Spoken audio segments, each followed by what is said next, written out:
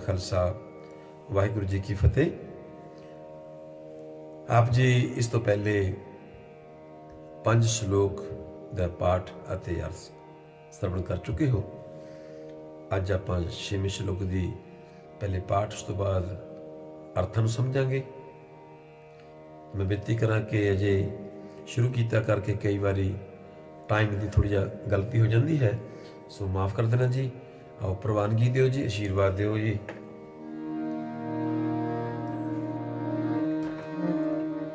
ਪਤ ਤੇ ਉਦਾਰਨ ਪੈ ਹਰਨ, ਹਰ ਅਨਾਥ ਕੇ ਨਾਥ। ਕਹੋ ਨਾਨਕ ਤੈ ਜਾਨੀਏ, ਸਦਾ ਬਸਤ ਤੁਮ ਸਾਥ। ਕਹੋ ਨਾਨਕ ਤੈ ਜਾਨੀਏ, सदा बसत तुम साथ।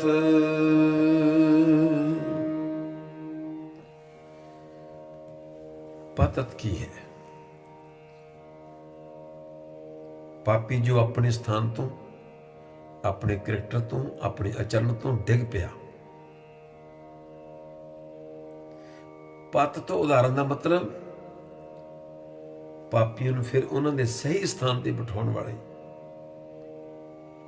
ਭਾਵ ਮੁੜ ਕੇ ਫਿਰ ਧਰਮੀ ਬਣਾਉਣ ਵਾਲੇ। ਅਨਾਥ ਕੇ ਨਾਥ ਕੌਣ? ਜੋ ਨਖਸਮਿਆਂ ਦੇ ਖਸਮ, ਉਹ ਹੈ ਪਰਿਪੂਰਨ ਪ੍ਰਮਾਤਮਾ। ਉਹ ਪ੍ਰਮਾਤਮਾ ਪ੍ਰਭੂ ਜੀ ਪਾਪੀਆਂ ਦਾ ਨਿਸਤਾਰਾ ਕਰਨ ਵਾਲੇ ਹਨ। ਜਿਸ ਦਾ ਕੋਈ ਮਾਲਕ ਨਾ ਬਣੇ, ਉਸਦੇ ਉਹ ਆਪ ਬਣਦੇ ਹਨ। ਨਾਨਕ ਦਾ ਇਹ ਅਟਲ ਕਥਨ ਹੈ, ਫਰਮਾਨ ਹੈ ਕਿ ਉਸ ਪਰਮਾਤਮਾ ਨਾਲ ਸਾਂਝ ਪਾਉਣੀ ਚਾਹੀਦੀ ਹੈ। ਕੌਣ?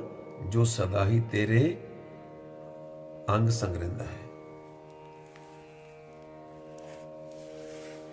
ਇਸ ਲਈ ਸਤਿਗੁਰੂ ਜੀ ਕਿਰਪਾ ਕਰਦੇ ਹਨ ਕਿ ਪਤ ਤੋਂ ਉਦਾਹਰਨ ਪੈ ਹਰਨ, ਹਰ ਅਨਾਥ ਕੇ ਨਾਥ। ਪਰ ਕੀ ਕਰੀਏ?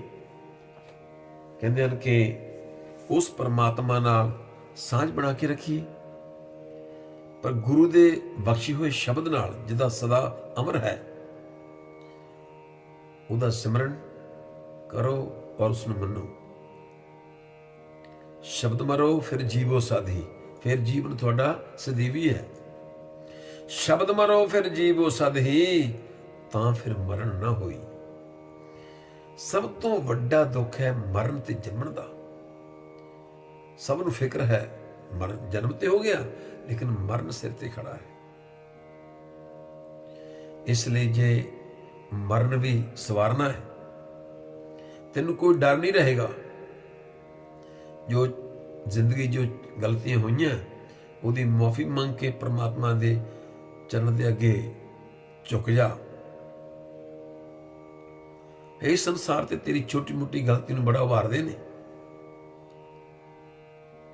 ਪਰ ਉਹ ਪ੍ਰਮਾਤਮਾ ਐਸਾ ਹੈ, ਉਹ ਤੁਹਾਡੀ ਗਲਤੀ ਨੂੰ ਦੁਹਰਾਏਗਾ ਨਹੀਂ। ਜਿਸ ਪਾਪੀ ਕੋ ਮਿਲੇ ਨ ਢੋਈ, ਸਰਣ ਆਵੇ ਤਾਂ ਨਿਰਮਲ ਹੋਈ। ਅਗਰ ਕੋਈ ਗਲਤੀ ਹੁੰਦੀ ਹੋ ਜਾਂਦੀ ਹੈ, ਲੇਕਿਨ ਉਸ ਗਲਤੀ ਨੂੰ ਤੁਸੀਂ ਤੋਬਾ ਕਰਕੇ ਅੱਗੇ ਵਾਸਤੇ ਗੁਰੂ ਚਰਨਾਂ ਦੀ ਪ੍ਰੀਤ ਪ੍ਰਮਾਤਮਾ ਤੋਂ ਮੰਗੋ ਕਿ ਵਿਸਰ ਨਾਹੀ ਦਾ ਤਾਰ, ਆਪਣਾ ਨਾਮ ਦੇ ਗੁਣ ਗਾਵਾਂ ਦਿਨ ਰਾਤ ਨਾਮ ਚਾਹੋਏ। ਕਈ ਵਾਰੀ ਚੰਗੇ ਚੰਗੇ ਪਰਮਾਰਥੀ ਲੋਕ ਵੀ ਗਲਤ ਹੋ ਜਾਂਦੇ ਨੇ। ਇੱਕ ਗੁਰਮੁਖ ਪਿਆਰਾ ਸੀ, ਉਹ ਹਮੇਸ਼ਾ ਹੀ ਘਰ ਵਿੱਚ ਇਕੱਲਾ ਹੀ ਸੀ। ਪਰਿਵਾਰ ਵਿਛੜ ਗਿਆ ਕਿਸੇ ਕਾਰਨ ਕਰਕੇ। ਪ੍ਰਸ਼ਾਦਾ ਤਿਆਰ ਕਰਕੇ ਤੇ ਫਿਰ ਉਹ ਚੁਰਸਤੇ ਜਾ ਕੇ ਖੜ ਜਾਂਦਾ ਸੀ। ਪੁਰਾਣੇ ਜ਼ਮਾਨੇ ਵਿੱਚ ਲੋਕ ਪੈਦਲ ਚਲਿਆ ਕਰਦੇ ਸਨ। ਜਦੋਂ 4-5 ਮੀਲ ਤੁਰ ਕੇ ਜਾਣਾ ਤੇ ਭੁੱਖ ਲੱਗ ਜਾਂਦੀ। ਇੱਕ ਗੁਰਮੁਖ ਪਿਆਰਾ ਆਇਆ, ਪ੍ਰਸ਼ਾਦਾ ਛਕਾਇਆ, ਉਹਨੇ ਅਸੀਸਾਂ ਦਿੰਦੇ ਵਾਪਸ ਚਲੇ ਜਾਂਦੇ ਸਨ। ਇਸ ਤਰ੍ਹਾਂ ਕਰਦੇ ਕਈ ਸਾਲ ਹੋ ਗਏ। ਸਿਮਰਨ ਵੀ ਕਰਨਾ ਤੇ ਉਹਦੀ ਅਵਸਥਾ ਬੜੀ ਉੱਚੀ ਹੋਈ। परमात्मा आके ਜਦੋਂ ਸ਼ਾਮ ਨੂੰ ਸਿਮਰਨ ਤੇ ਬੈਠਦਾ ਹੈ, ਪਰਮਾਤਮਾ ਉਹਦੇ ਨਾਲ ਗੱਲ ਕਰਦਾ ਹੈ, ਉਹਦਾ ਹਾਲ ਪੁੱਛਦਾ ਹੈ। ਇਲਹਾਮ ਹੁੰਦਾ ਸੀ। ਕਈਆਂ ਸਾਲਾਂ ਬਾਅਦ ਇੱਕ ਐਸਾ ਦਿਨ ਆਇਆ, ਅੱਜ ਲੰਗਰ ਤਿਆਰ ਕਰਕੇ ਹਰ ਰੋਜ਼ ਦੀ ਤਰ੍ਹਾਂ ਰਸਤੇ 'ਚ ਖੜ ਗਿਆ। ਇੱਕ ਬੰਦਾ ਆਇਆ, ਵੀ ਗੁਰਮੁਖਾ ਭੁੱਖ ਲੱਗੀ ਹੋਣੀ ਹੈ। ਕਹਿੰਦੇ ਜੀ ਬਹੁਤ ਭੁੱਖ ਲੱਗੀ, 8-9 ਮੀਲ ਚੱਲ ਕੇ ਆਏ, ਆਓ ਫਿਰ ਪ੍ਰਸ਼ਾਦਾ ਤਿਆਰ ਹੈ, ਚਲੋ ਜੀ ਚਲੋ। ਚੱਲ ਗਏ। ਹੱਥ ਉਹਨਾਂ ਦੇ ਹੱਥ ਆਏ, ਕਹਿੰਦੇ ਮੈਂ ਅਰਦਾਸ ਕਰਨੀ, ਹੁਣ ਤੁਸੀਂ ਹੱਥ ਜੋੜ ਲਓ। ਉਹ ਕਹਿਣ ਲੱਗਾ ਮੈਂ ਹੱਥ ਨਹੀਂ ਜੋੜਦਾ ਕਿਸੇ ਅੱਗੇ ਵੀ, ਅੱਜ ਤੱਕ ਕਿਸੇ ਅੱਗੇ ਮੈਂ ਹੱਥ ਨਹੀਂ ਜੋੜੇ। ਨਾ ਮੈਂ ਪਰਮਾਤਮਾ ਨੂੰ ਮੰਨਦਾ, ਨਾ ਮੈਂ ਕੋਈ ਯਕੀਨ ਕਰਦਾ, ਮੈਂ ਬੜਾ ਨਾਸਤਿਕ ਬੰਦਾ। ਉਹਨੇ ਫਿਰ ਕਿਹਾ ਮੈਂ 2 ਮਿੰਟ ਵਾਸਤੇ ਕਿਰਪਾ ਕਰਕੇ ਹੱਥ ਜੋੜੋ। ਨਹੀਂ ਜੀ, ਤਕਰਾਰ ਵੱਧ ਗਈ, ਉੱਠ ਕੇ ਤੁਰ ਗਿਆ। ਉਹ ਚਲਾ ਤੇ ਗਿਆ, ਮਗਰੋਂ ਫਿਰ ਥੋੜਾ ਜਿਹਾ ਪ੍ਰਸ਼ਾਦਾ ਆਪ ਚੰਗੀ ਤਰ੍ਹਾਂ ਛਕ ਵੀ ਨਹੀਂ ਸਕਿਆ, ਪਰ ਮਨ 'ਚ ਇੱਕ ਧੂ ਜੀ ਲੱਗ ਗਈ, ਇੱਕ ਮਨ 'ਚ ਫਿਕਰ ਜਿਹਾ ਵੀ ਭੁੱਖਾ ਚੱਲ ਗਿਆ। ਪਰ ਪਰਮਾਤਮਾ ਨੂੰ ਤਾਂ ਇਹ ਗਾਲਾਂ ਕੱਢਦਾ ਸੀਗਾ। ਆਖਰ ਜੋ ਸ਼ਾਮ ਨੂੰ ਰਾਤ ਦੇ ਸਮੇਂ ਸਿਮਰਨ ਕਰਨ ਬੈਠਾ ਤੇ ਫਿਰ ਉਹ ਇਲਹਾਮ ਨਹੀਂ ਹੋਇਆ, ਮਨ ਟਿਕੇ ਨਾ। ਆਖਰਕਾਰ ਸਾਰੀ ਰਾਤ ਬੀਤ ਗਈ। ਜਦੋਂ ਤੀਸਰਾ ਪਹਿਰ ਹੋਇਆ, ਤੜਕੇ 3-4 ਵਜੇ, ਫਿਰ ਪਰਮਾਤਮਾ ਚਰਨ 'ਚ ਰੋ ਰੋ ਕੇ ਤਰਲੇ ਕਰਨ ਲੱਗਾ, ਐ ਮਾਲਕ ਮੇਰੇ ਕੋਲ ਕਿਹੜੀ ਗਲਤੀ ਹੋ ਗਈ, ਮਾਫ ਕਰ ਦਿਓ, ਦਰਸ਼ਨ ਦਿਓ ਮੇਰਾ, ਮੈਂ ਅੱਜ ਇਲਹਾਮ ਨਹੀਂ, ਤੁਹਾਡੀ ਆਵਾਜ਼ ਨਹੀਂ ਆ ਰਹੀ। ਆਵਾਜ਼ ਫਿਰ ਆਈ, ਕਹਿੰਦੇ ਅੱਜ ਤੂੰ ਬਹੁਤ ਵੱਡਾ ਜ਼ੁਲਮ ਕੀਤਾ ਹੈ। ਜਿਹੜਾ ਮੈਨੂੰ ਗਾਲਾਂ ਕੱਢਦਾ ਸੀ ਔਰ ਗਾਲਾਂ ਕੱਢਦੇ ਰਿਹਾ ਸਾਰੀ ਜ਼ਿੰਦਗੀ, ਮੈਂ ਉਹਨੂੰ ਅੱਜ ਤੱਕ ਪਾਲ ਕੇ ਏਡਾ ਵੱਡਾ ਕੀਤਾ, ਲੇਕਿਨ ਤੇਰੇ ਚੌਂਕੇ ਵਿੱਚੋਂ ਅੱਜ ਭੁੱਖਾ ਚੱਲ ਗਿਆ। ਇਸ ਗੱਲ ਦਾ ਮੈਨੂੰ ਬਹੁਤ ਦੁੱਖ ਹੋਇਆ। ਰੋਇਆ, ਤਾਂ ਮਰ ਕੇ ਰੋਣ ਲੱਗ ਪਿਆ, ਮਹਾਰਾਜ ਮਾਫ ਕਰ ਦਿਓ, ਮੈਂ ਅੱਗੇ ਤੋਂ ਨਹੀਂ ਕਰਾਂਗਾ। ਇੱਥੇ ਪੰਕਤੀ ਟੁਕਦੀ, ਜਿਸ ਪਾਪੀ ਕੋ ਮਿਲੇ ਨ ਟੋਈ, ਸਰਨਾਮੇ ਤਨ ਮਿਲ ਹੋਈ। ਇਸੇ ਕਰਕੇ ਸਾਡੇ ਸਿੱਖ ਜਗਤ ਵਿੱਚ ਇਹ ਮਰਜ਼ਾਦਾ ਹੈ ਕਿ ਕੋਈ ਜਦੋਂ ਕੁਛ ਵੀ ਛਕੇ ਤੇ ਆਵਾਜ਼ ਦੇਵੇ, ਆਓ ਬਈ ਦੁੱਧ ਤਿਆਰ ਹੈ, आओ भी प्रसादा तैयार है। एक वक्त वो था मुझे रहती थी ये फिक्र, एक वक्त वो था मुझे रहती थी ये फिक्र, कोई मेहमान आए तो खाना खाऊं, कोई आए तो खाना खाइए। एक वक्त वो था मुझे रहती थी ये फिक्र, कोई मेहमान आए तो खाना खाऊं, लानत है इस दौर पे, अब ये सोचता हूं मेहमान जाए तो खाना खाऊं। इसी करके शायद साडी गल नहीं बनती। जिहदी देग फतेह तेग फतेह, बन के देग ते फतेह, जिहड़ी सानू मर्यादा दी महाराज जी ना, बाकमाल। असीं समझ नहीं सकते, पर सानू मन लेना चाहिए। असीं मनदे भी नहीं कई बारी।